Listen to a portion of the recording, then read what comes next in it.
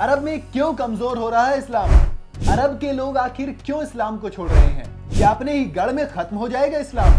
तरक्की की बयार अरब क्या पहुंची, वहां पर इस्लाम ही कमजोर पड़ गया।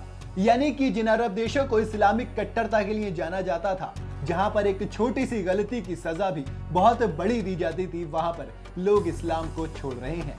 और ये बात कोई हम नहीं कह रहे, बल्कि ये बात कह रहे हैं सर्वे, जिनके बारे में आज हम बात करने वाले हैं। तो अगर सबसे पहले आपको अरब देशों के रिलीजियस हालात के बारे में बताएं, तो ऑफिशियल तौर पर तमाम अरब देश मुस्लिम बहुल्य हैं, जिसमें लेबनान की आबादी 60% है, तो सऊदी अरब और जॉर्डन में करीब 100% मुस्लिम लोग रहते हैं।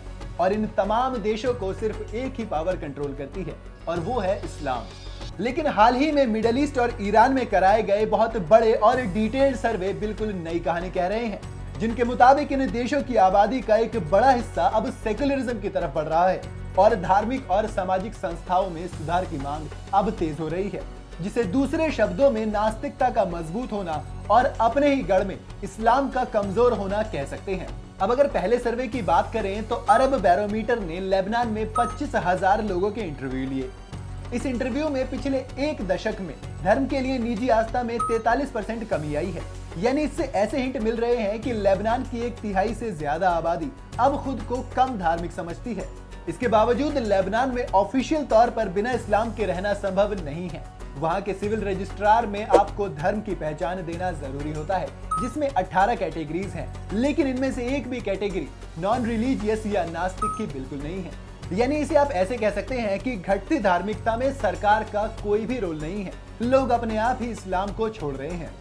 अगर दूसरे सर्वे की बात करें, तो group for analysing and measuring attitudes in Iran यानी गमान ने 50,000 लोगों का इंटरव्यू किया, जिसमें जो सबसे बड़ी बात निकलकर सामने आई वो ये थी कि 47% लोग मजहबी से अब गैर मजहबी हो चुके हैं।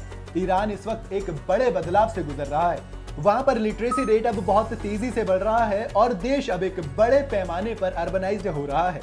ये बात साफ है कि लोगों में जितना लिटरेसी रेट बढ़ रहा है, उन पर रिलीजियस तौर से कंट्रोल करना उतना ही मुश्किल होता जा रहा है, क्योंकि एजुकेशन के बाद लोगों की एक खुद की सोच डेवलप होती है, जिसके बाद वो अपना और अपने परिवार का अच्छा बुरा सोच सकते हैं।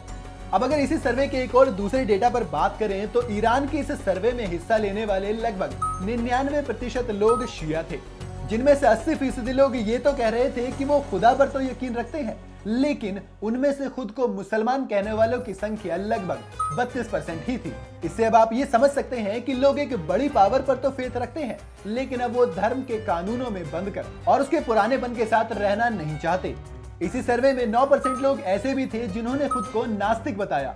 अब अरब रीजन में ये आंकड़े वाकई में चौंकाने वाले हैं। इस्लाम को छोड़ने वाले देशों में यूरोप और अमेरिका भी शामिल है।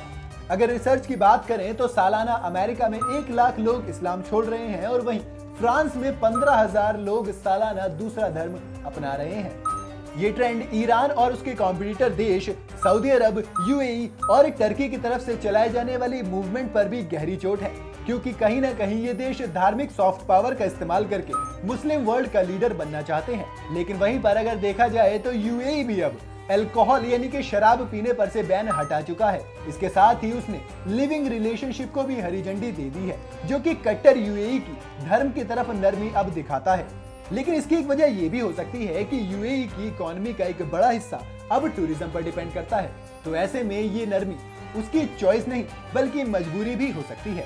तो इस तरह से सऊदी अरब में इस्लाम को छोड़ने वालों की संख्या बढ़ रही है, तो ईरान में कन्वर्जन हो रहा है और मिस्र में कठोर धार्मिक कानून छोड़े जा रहे हैं। ये सब कुछ अपने आप हो रहा है, यानी कि अब मुसलमान अपनी नियति खुद तय करने की तरफ आगे बढ़ रहे हैं।